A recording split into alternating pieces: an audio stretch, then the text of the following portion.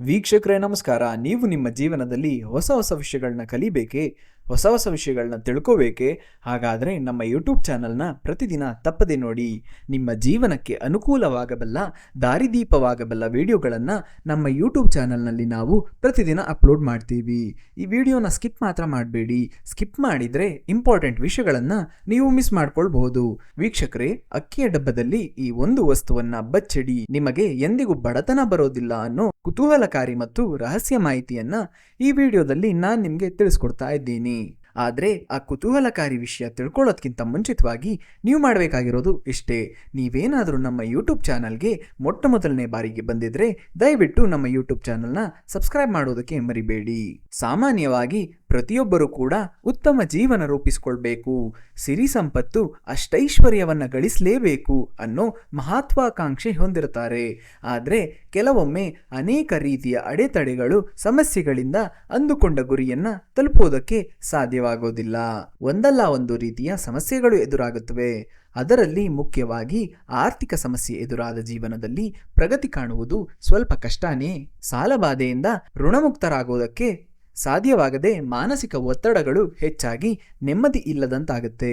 ಹಾಗಾಗಿ ಧನ ಸಂಪತ್ತು ಹೆಚ್ಚಾಗಬೇಕು ಅಂದರೆ ಮನೆಯಲ್ಲಿ ಕೆಲವೊಂದು ಪರಿಹಾರಗಳನ್ನು ಮಾಡಿಕೊಳ್ಳೋದ್ರಿಂದ ಆರ್ಥಿಕ ಸಮಸ್ಯೆಗಳು ದೂರವಾಗುತ್ತವೆ, ಆದಾಯದ ಮೂಲಗಳು ಹೆಚ್ಚಾಗುತ್ತವೆ. ಹಾಗಾದರೆ ಯಾವ ವಸ್ತುವನ್ನು ಅಕ್ಕಿ ಡಬ್ಬದಲ್ಲಿ ಬಚ್ಚಿಡೋದ್ರಿಂದ ಅದೃಷ್ಟ ಕುಲಾಯಿಸುತ್ತೆ, ಆರ್ಥಿಕವಾಗಿ ಧನಲಾಭ ಗಳಿಸಬಹುದು ಅನ್ನೋದನ್ನು ಈ ವಿಡಿಯೋದಲ್ಲಿ ನಾವು ತಿಳ್ಕೊಳ್ಳೋಣ. ಮನೆಯಲ್ಲಿ ಮನಸ್ತಾಪ, ಕಲಹಗಳು ಹೆಚ್ಚಾಗಿದ್ದು, ಅನಾರೋಗ್ಯ ಸಮಸ್ಯೆ, ನೆಮ್ಮದಿ ಇಲ್ಲದಿರುವುದು, ಮಾನಸಿಕ ಒತ್ತಡಗಳು ಹೆಚ್ಚಾಗಿರುವುದು, ಇದಕ್ಕೆಲ್ಲ ಮನೆಯಲ್ಲಿರೋ ನಕಾರಾತ್ಮಕತೆ ಹಾಗೆ ದುಷ್ಟಶಕ್ತಿಗಳ ಪ್ರಭಾವ, ನರದೃಷ್ಟಿ ದೋಷ ಕಾರಣವಾಗುತ್ತೆ.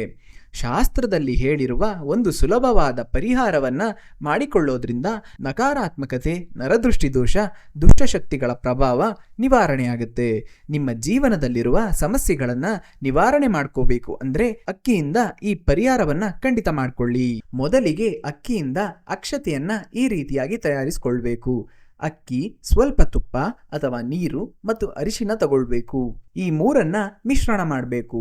ಆಗ ಅಕ್ಷತೆ ಸಿದ್ಧವಾಗುತ್ತೆ. ಇದನ್ನ ದೇವರ ಕೋಣೆಯಲ್ಲಿಟ್ಟು ಪೂಜಿಸಬೇಕು. ಅಕ್ಷತೆಯನ್ನ ಎಷ್ಟು ಸುರಕ್ಷಿತವಾಗಿ ಚೆನ್ನಾಗಿ ಇಟ್ಕೊಳ್ತೀರೋ ಅಷ್ಟು ಒಳ್ಳೆಯ ಶುಭ ಫಲಗಳು ಲಕ್ಷ್ಮೀದೇವಿ ಅನುಗ್ರಹದಿಂದ ನಿಮಗೆ ಪ್ರಾಪ್ತಿಯಾಗುತ್ತೆ.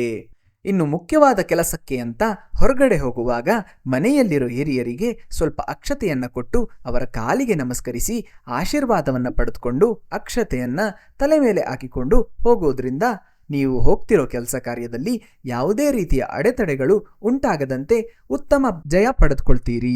ಹಾಗೆ ಹೋಗುವಾಗ ಜೇಬಲ್ಲಿ ಸ್ವಲ್ಪ ಅಕ್ಷತೆಯನ್ನು ಇಟ್ಕೊಂಡೋದ್ರೆ ನಿಮ್ಮ ಕೆಲಸದಲ್ಲಿ ಹೆಚ್ಚಿನ ಧನ ಪ್ರಾಪ್ತಿಯಾಗಿ ಲಕ್ಷ್ಮೀದೇವಿ ಅನುಗ್ರಹ ಸಂಪೂರ್ಣವಾಗಿ ದೊರೆಯುತ್ತೆ.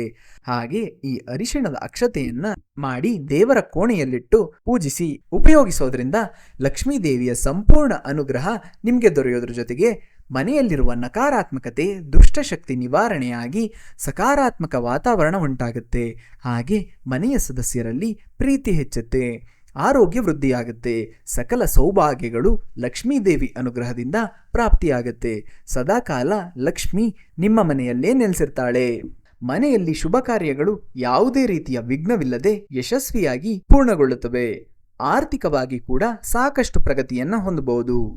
ಸುಖ, ಶಾಂತಿ, ನೆಮ್ಮದಿ, ಅಷ್ಟೈಶ್ವರ್ಯ ಎಲ್ಲವೂ ನಿಮಗೆ ದೊರೆಯುತ್ತೆ. ಅಕ್ಕಿಯನ್ನ ಅನ್ನಪೂರ್ಣೇಶ್ವರಿ ಸ್ವರೂಪ, ಲಕ್ಷ್ಮೀದೇವಿ ಸ್ವರೂಪ ಅಂತ ಹೇಳ್ತೀವಿ. ಹಾಗಾಗಿ ಮನೆಯಲ್ಲಿ ಸಿರಿ ಸಂಪತ್ತು, ದವಸ ಧಾನ್ಯ ತುಂಬಿರಬೇಕು ಅಂದರೆ ದೇವಿ ಅನ್ನಪೂರ್ಣೇಶ್ವರಿ ಹಾಗೂ ಲಕ್ಷ್ಮೀದೇವಿಯ ಸಂಪೂರ್ಣ ಅನುಗ್ರಹ ಸಿಗಬೇಕಾಗುತ್ತದೆ. ಹಾಗಾಗಿ ಅಕ್ಕಿ ಡಬ್ಬದಲ್ಲಿ ಕೆಲವೊಂದು ವಸ್ತುಗಳನ್ನು ಇಡೋದ್ರಿಂದ ಧನಾಕರ್ಷಣೆ ಹೆಚ್ಚುತ್ತೆ. ಯಾವುದೇ ಕಾರಣಕ್ಕೂ ಮನೆಯಲ್ಲಿ ಅಕ್ಕಿ ಡಬ್ಬ ಖಾಲಿ ಆಗದೇ ಇರೋ ಹಾಗೆ ನೋಡ್ಕೊಳ್ಬೇಕು. ಸ್ವಲ್ಪನಾದ್ರೂ ಅಕ್ಕಿ ಡಬ್ಬದಲ್ಲಿ ಇರಲೇಬೇಕು.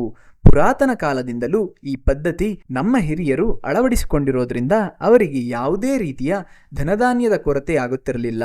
ಹಾಗೆ ಚಿಲ್ಲರೆ ನಾಣ್ಯವನ್ನ ಅಕ್ಕಿ ಡಬ್ಬದಲ್ಲಿ ಹಾಕಿದ್ರು.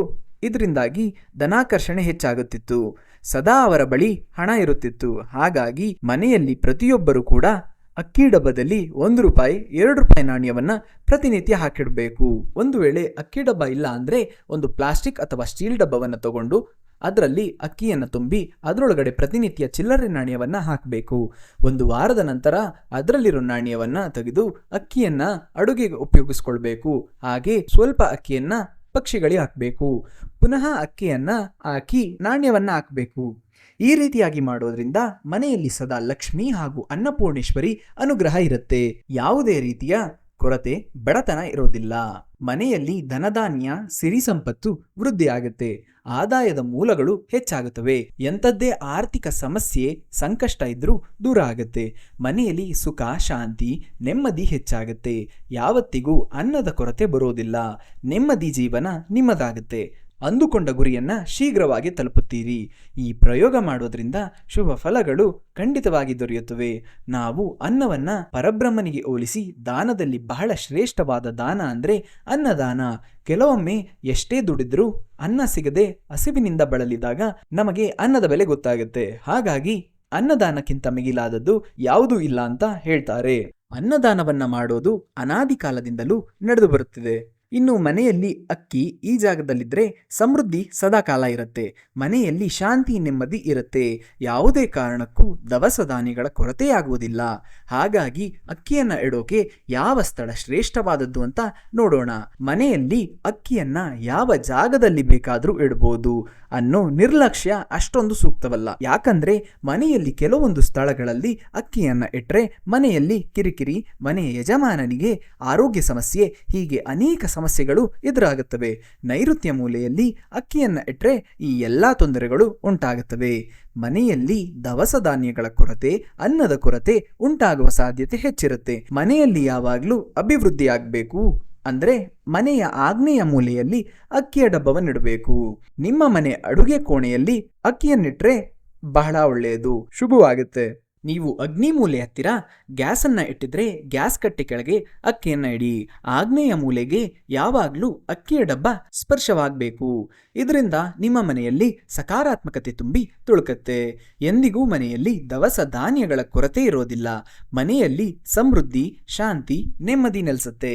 ನೋಡಿದ್ರಲ್ವಾ ವೀಕ್ಷಕರೇ, ಅಕ್ಕಿ ಡಬ್ಬದಲ್ಲಿ ಈ ಒಂದು ವಸ್ತುವನ್ನ ಬಚ್ಚಿಡಿ, ನಿಮಗೆ ಎಂದಿಗೂ ಬಡತನ ಬರೋದಿಲ್ಲ ಅನ್ನೋ ರಹಸ್ಯ ಮಾಹಿತಿಯನ್ನ ತಿಳಿಸಿಕೊಟ್ಟಂತಹ ಇವತ್ತಿನ ಈ ವಿಡಿಯೋ ನಿಮ್ಗೆ ಇಷ್ಟ ಆಗಿದೆ ಅಂತ ಭಾವಿಸ್ತೀನಿ. ಇಷ್ಟ ಆಗಿದ್ರೆ ಈ ವಿಡಿಯೋಗೆ ಒಂದು ಲೈಕ್ ಕೊಡಿ. ನಿಮ್ಮ ಸಂಬಂಧಿಕರು ಮತ್ತು ಸ್ನೇಹಿತರಿಗೆ ಈ ವಿಡಿಯೋನ ಶೇರ್ ಮಾಡಿ. ನಮ್ಮ ಯೂಟ್ಯೂಬ್ ಚಾನಲ್ನ ಸಬ್ಸ್ಕ್ರೈಬ್ ಮಾಡ್ಕೊಳ್ಳೋದಕ್ಕೆ ಮರಿಬೇಡಿ. ಹಾಗೂ ನಮ್ಮ ಚಾನಲ್ನ ಸಮಸ್ತ ವೀಕ್ಷಕರಿಗೆ ಮಾತೆ ಮಹಾಲಕ್ಷ್ಮಿ ಆಯುರಾರೋಗ್ಯ ಐಶ್ವರ್ಯ ನೀಡಿ ಕರುಣಿಸ್ಲಿ ಅಂತ ಕೇಳ್ತಾ ಇವತ್ತಿನ ಈ ವಿಡಿಯೋನ ಇಲ್ಲಿಗೆ ಮುಗಿಸ್ತಾ ಇದ್ದೀನಿ. ನಮಸ್ಕಾರ.